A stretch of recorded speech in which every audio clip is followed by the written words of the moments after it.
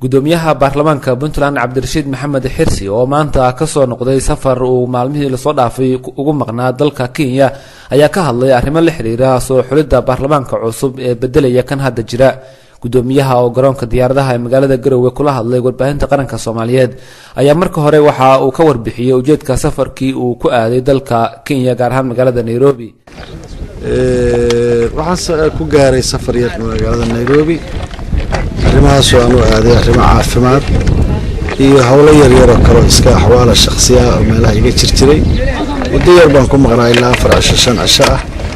iyadana saakan dib ugu soo laabtay insha Allah Garowe meesha marka hore aan ka tagay waa fiicannahay alxamdulillah ilaahay nabadna nagu geeyay nabadna nagu soo ceshay aad iyo aad baan ugu faraxsanahay xildhibaanada faraha badan oo maanta halkaan imaanshahayga u soo qomo yimid aad baan ugu mahadcelinayaa aad iyo aad baan u mahadsantiin. iyadoo baarlamaankii hore ee Puntland ay haweenku aad ugu yaraayeen ayaa gudoomiyaha baarlamaanka Puntland Cabdirashiid Maxamed Xirsi waxaan su'aal ka weydiiyay aragtida uu ka qabo cabashada haweenka ee ku aadan tirada ay ku yeelan karaan baarlamaanka la soo xulayo waxaana uu ku jawaabay cabashada haweenku waa maqlaynay hawshu codna ma aha sanduuqna ma aha dhaqanka iyo odayaasha waayahan lala hadlay international community waa lala hadlay dawladdu waa la hadashay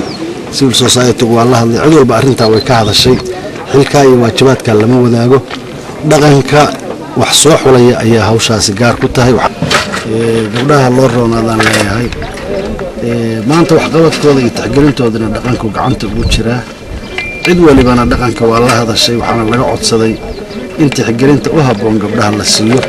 horaan dhowr jeer uga hadalay laakiin gabdhaha in la taxgeliyo dhaqanka muddo dhowr bilood ayaa hadda codsi ku socday waana filaynaa insha Allah gabdhaha inay si wacan u taxgelin doonaan nambarkii hore uga jiray mid ka badan oo soo gali doona ayaan rajaynaynaa insha Allah. hadalka gudoomiyaha baarlamaanka Puntland Cabdirashiid Maxamed Xirsi ayaa ku soo beegmaya xilli deegaanada Puntland ay hadda ka socoto soo xulidda baarlamaankii bedeli lahaa kan hadda jira.